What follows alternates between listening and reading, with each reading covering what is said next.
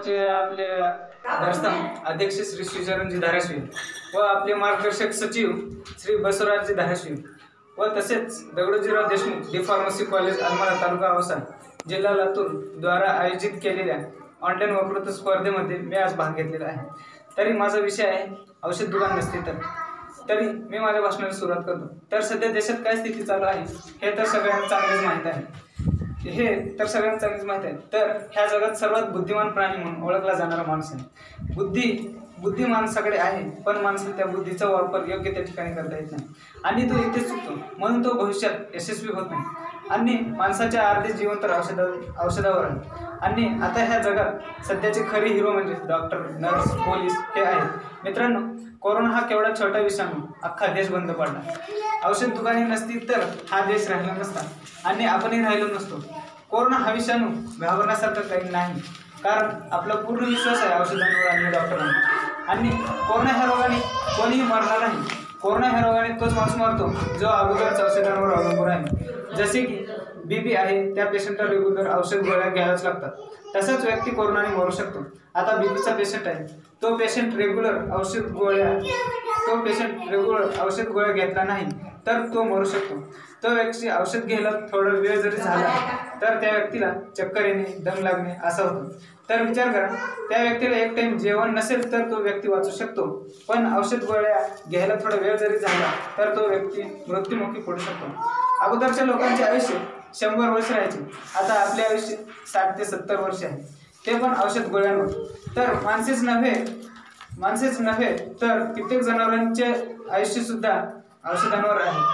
जनावरे जर चारा खात नसतील, पाणी पित नसतील तर आपण काय करतो? त्यांना जनावरांच्या डॉक्टरांकडे घेऊन जातो।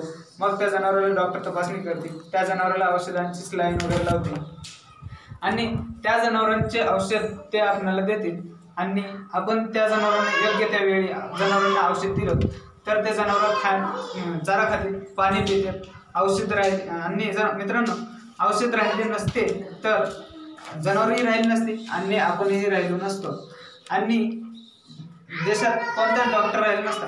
औषध राहिले नसते तर कोणता डॉक्टरही राहिला नसता आणि ह्या जगात आता सध्याच्या परिस्थितीत आपणही राहिलो नसतो आणि जनावरही राहिले नसते।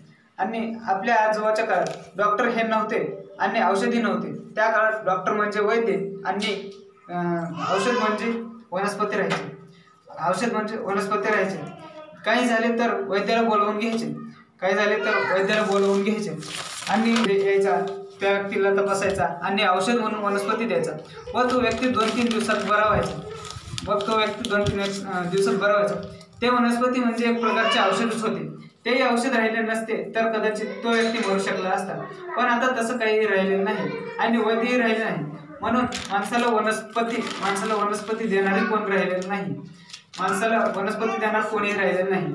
आणि आपणाला थोडं जरी काही झालं, सर्दी, ताप, खोकला, तर आपण लगेच औषध दुकानात जाऊन औषध गोळ्या घेतो।